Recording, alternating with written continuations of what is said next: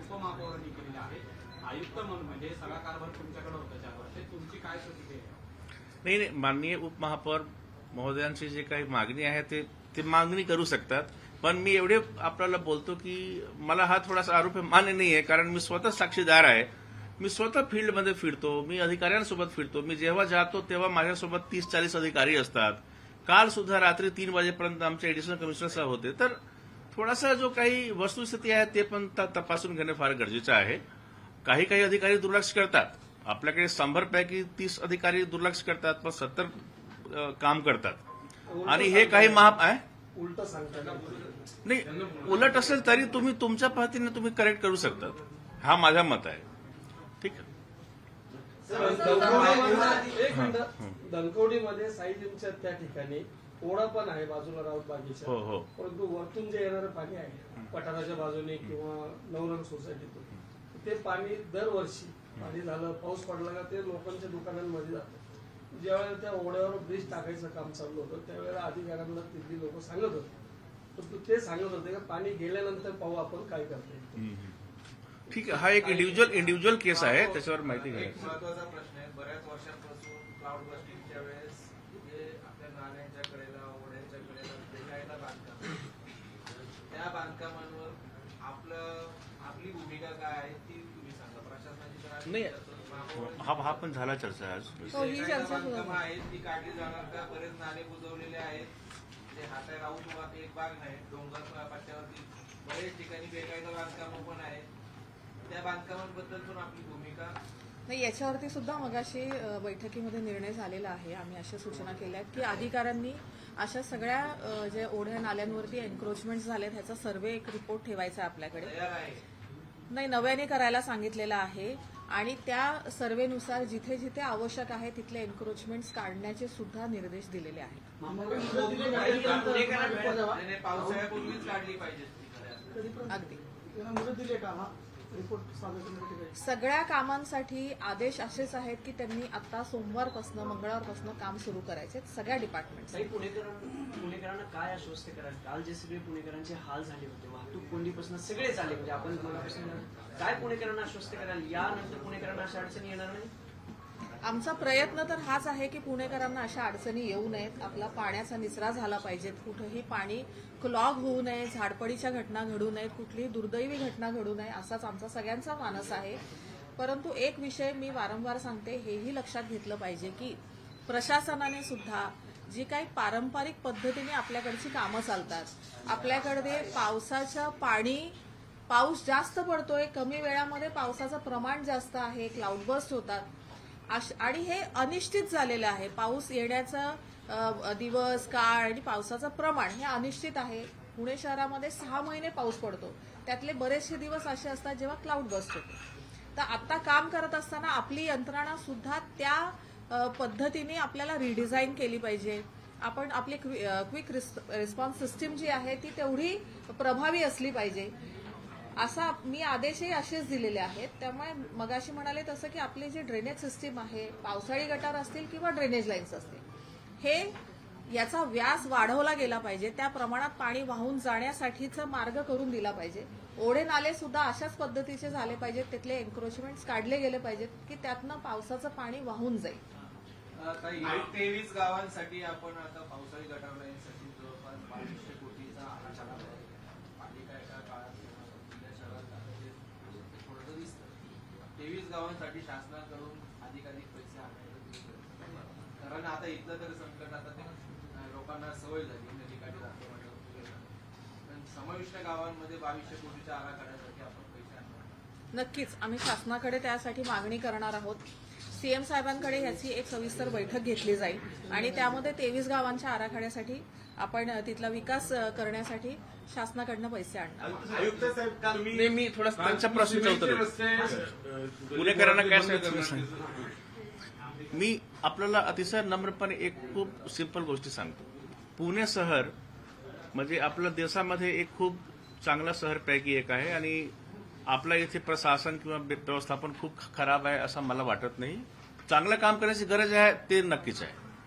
तुम्ही जगातील कुठेही जाऊन पहा, दुबई किंवा सिंगापूर सारखे सर्वात डेव्हलप्ड जे सिटी आहे त्या ठिकाणी सुद्धा जर 100 मीटर पाऊस झाला 1 तासमध्ये तर तिथे पण जलजमाव होतात. तुमच्याकडे उदाहरण आहे, मागच्या वर्षी तुम्ही पाहिला होता की ऑस्ट्रेलियामध्ये इतकं हे सगळे जे सिटी आहे ना आपल्यापेक्षा 100 पट जास्त डेव्हलप्ड आहे. तिथे सुद्धा पाणीचे जमाव होतात, यातायात ठप होतात. तर माझा एकच आपल्याला म्हणणं आहे की जर 1 तासमध्ये 100 मिलीमीटर पाऊस जर होत असेल तर थोडाफार त्रास नक्कीच होणार आहे. आणि म्हणजे पुण्याला त्रास झाला हा पण सांगता येणार नाही, कारण ज्या ठिकाणी जास्त पाऊस झाला, खडकवासला एरिया आहे, सिगड एरिया आहे, बिबवाडी एरिया आहे, तिथे झालेला आहे. आमचा प्रयत्न असा असला पाहिजे की कितीही पाऊस झाला तरी 1 तासमध्ये पाणी निघून गेला पाहिजे. त्यासाठी नंबर 1 काम काय आहे की दैनंदिन प्रशासन चांगला करणं. त्यासाठी महापौर मॅडम आणि आम्ही करतो प्रयत्न, आणि आम्ही सगळे अधिकारी आहे, सिटी इंजिनियर पासून आपल्या इथे एडिशनल कमिशनर आहेत, आम्ही कालपासूनच या गोष्टीवर भर देतो आहे. आणि असं नाही की पाऊसमुळे, पूर्वीपासून त्याची तयारी होत आहे. दुसरा कसं आहे की एक आपण जर पुणे शहरमध्ये जर पाहिलं ना तर ओल्ड सिटी जो कोर सिटी एरियामध्ये आज आमच्याकडे 16% मात्र स्टॉर्म वॉटरचा जार आहे. आणि हा जो 16% आहे ना ते सुद्धा 50 ते 60च्या रेंजमध्ये आहे. आज आपल्याकडे CPSEEO आहे, central public health engineering organisation. तो भारत सरकारचा उपक्रम आहे आणि तो प्रत्येक वर्षी आपला म्हणजे 5 वर्षमध्ये एकदा ते सांगतात की तुमच्या स्टॉर्म वॉटरचा जो काही हे आहे ना साईज वगैरे ड्रेनेजचा ते कसं असलं पाहिजे. ते दॅट इज 130 आणि पुण्याचं सरासरी 50 आहे. म्हणजे आपण समजू शकतात की इट इज लाईक मात्र 25% गरज पूर्ण करतो. तर माझं एवढे मत आहे की पाणी तर तुमचं निघणारच, पण ते थोडा वेळ जलजमा होणार. येणाऱ्या पिरियडमध्ये जे काही आम्ही हे आयडेंटिफाय केले आहे साईट, हे सर्व ठिकाणी नवीन निकषप्रमाणे आम्ही करतो आहे. NDMAचे जे काही निधी आहे ते थोडाफार काही भांडवली स्वरूपाचे मोठे काम करण्याची गरज आहे येणाऱ्या पिरियडमध्ये. त्यासाठी आमच्या महापालिकाच्या बजेटमध्ये सुद्धा हे सगळी तरतूद करतो आहे. जे नवीन 23 गावचे आपण सांगताय, 23 गावामध्ये जे काही आम्ही नवीन रोड करतो, सगळे रोड हे नवीन डिझाईनचे स्टॉर्म वॉटरसह स्ट्रीट लाईट असेल किंवा ड्रेनेज असेल. आपल्याला काही पुढे काम करण्याची पण गरज आहे आणि ओव्हरऑल जो प्रशासन आहे ते प्रशासन अजून गतिमान करणे, फास्ट करणे, अधिकाऱ्यांनी जास्त मतलब सिन्सिअरली काम करावी. आपला जो मत आहे तो मत हे पण आहे, आमचं पण आहे. म्हणजे असं नाही की आपण एक पत्रकार म्हणून विचारता तर काही चुकीचा प्रश्न विचार, असं अजिबात नाही. तुमच्या डोक्यातील जे प्रश्न आहे तो आमच्या डोक्यात पण आहे. आम्हाला पण वाटतं की आम्ही बरेचदा कमी पडतो आणि आम्ही जास्त कसा एफर्ट्स घेऊ जेणेकरून प्रॉब्लेमवर मात करता येईल, तसा आमचा प्रामाणिक प्रयत्न आहे. सर माझा एक साधा प्रश्न, एक मिनिट. काल महापौर मॅडम सगळे तिकडे भागात फिरत होते, आम्ही स्वतः होतो. आम्हाला त्यांच्यासोबत एकही अधिकारी प्रशासकीय दिसले. त्यावेळेस ते अधिकारी खरंच फिल्डवर होते का कुठं होते? म्हणजे एवढा जर निग्लिजन्स असेल तर ते गंभीर बाब. नाही, महापौर मॅडम चे सोबत काही अधिकारी नसतील, पण अधिकारी आपापल्या एरियामध्ये नक्कीच होते. ते नाही, तुम्ही फोटो शेअर करा जरा सर्वांना. हे काय आता मुंडे साहेब, सगळ्यांचे व्हिडिओ पाठवतो. चंद्रकांतजी तुम्ही स्वतः फोन केले, कोणी रिस्पॉन्स करत नव्हतं. आम्ही स्वतः साक्षीदार आहेत. असं होऊ शकतं. ते मी असं म्हणजे कसं नाही. आम्ही म्हणत नाही त्यांच्यासोबतच राहू. शहरातले जे बेकायदेशीर होर्डिंग आहे त्याच्याबाबत तुम्ही पोलिसांशी समन्वय साधला होता. 1 ते 1.5 महिन्यापूर्वी तुम्ही सांगितलेलं शहरातले जे काही बेकायदा होर्डिंग आहे ते काढले जातील. किती नेमके होर्डिंग काढले गेलेत आणि आता पावसाळ्यापूर्वी नेमकं होर्डिंगच्या बाबतीत काय धोरण आहे? मी डेटा तुम्हाला देतो. पहाड जे लावले होते त्या पहाडावर जे होर्डिंगचे फ्लेक्स असतात ते काल वीज यंत्रणेवर सगळ्यात जास्त पडले, त्याच्यामुळे वीज पुरवठा खंडित झाला. जवळपास 7 ते 8 ठिकाणी हे प्रकार घडले. जे आता होर्डिंग लावलेत, मोठे पहाड बांधून लाकडी लावलेत ना, ते सगळे वीज यंत्रणेवर होर्डिंगचा विषय आला मी घेतलेला आहे. सर बेकायदेशीर बायपास रोडला प्रत्येक पुलाच्या तिथे हे खासगी होर्डिंग आहेत. खासगीच म्हणून नाही, ते लिगल नाही, परमनंट बांबू लावून ठेवलेले. तिथले कोण ठेकेदार आहे ते चालवतात, याच्यावर कंट्रोल कोण आणणार? आमचं कंट्रोल असलं पाहिजे. ते सर 2 वडगाव ब्रिज पण नाही. नाही, कसं आहे की होर्डिंगच्या बाबतीत होर्डिंगच्या बाबतीत स्पष्ट सूचना आज आम्ही दिलेल्या आहे की 100% ऑडिट करायचं आहे. ऑलरेडी जे घाटकोपरची घटनाच्या अनुषंगाने शासनाने पण परिपत्र काढलं आहे, हायकोर्टचा निर्देश आहे, तो करायचा. तुमचा जो प्रश्न आहे ते डेटा आम्ही चेक करून देतो.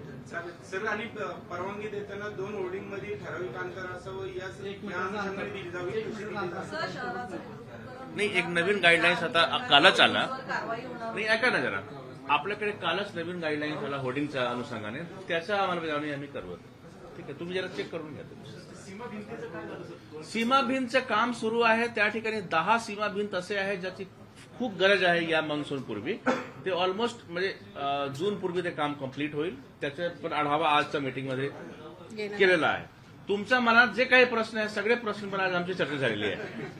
जर सिमेंटचे रस्ते गल्लीबोळात करायचे नाही तुम्ही तो आदेश काढला तर नाही, सिमेंटचं कसं आहे, मी दोनच गोष्टी सांगतो. एक तर असं आहे की सिमेंट रस्ता आपला डांबरीपेक्षा दुप्पट असते कॉस्ट.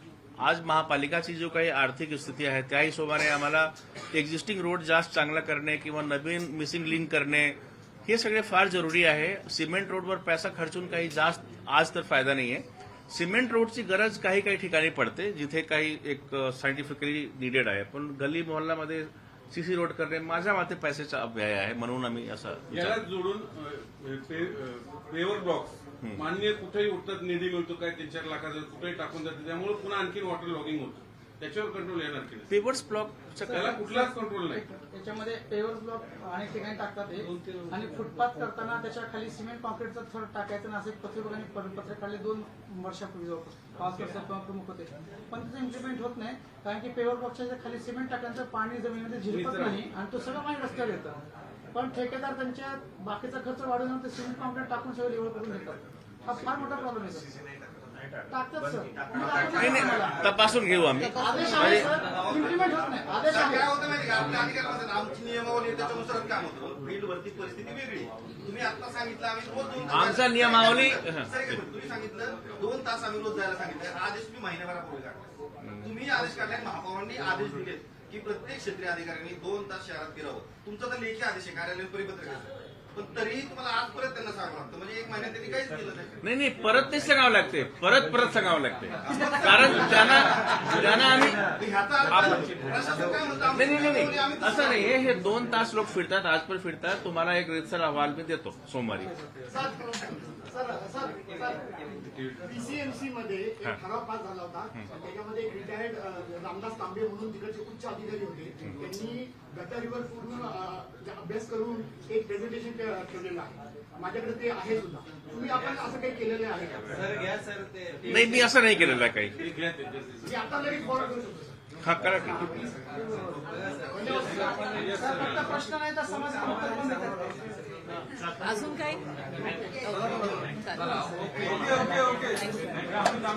आणि एक सूचना, आज पाऊस येणार नाही.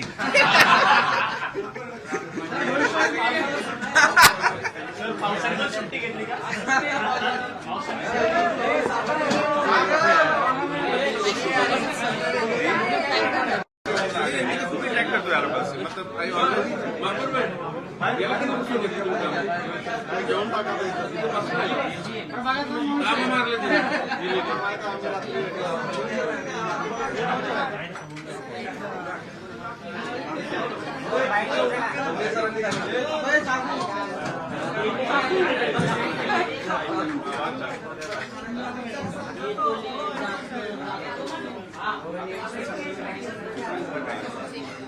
होर्डिंगचा विषय सिरियस आहे. कारण वर्षानुवर्षी ते बांबू का निघत नाही. काढलं तर चाललंय.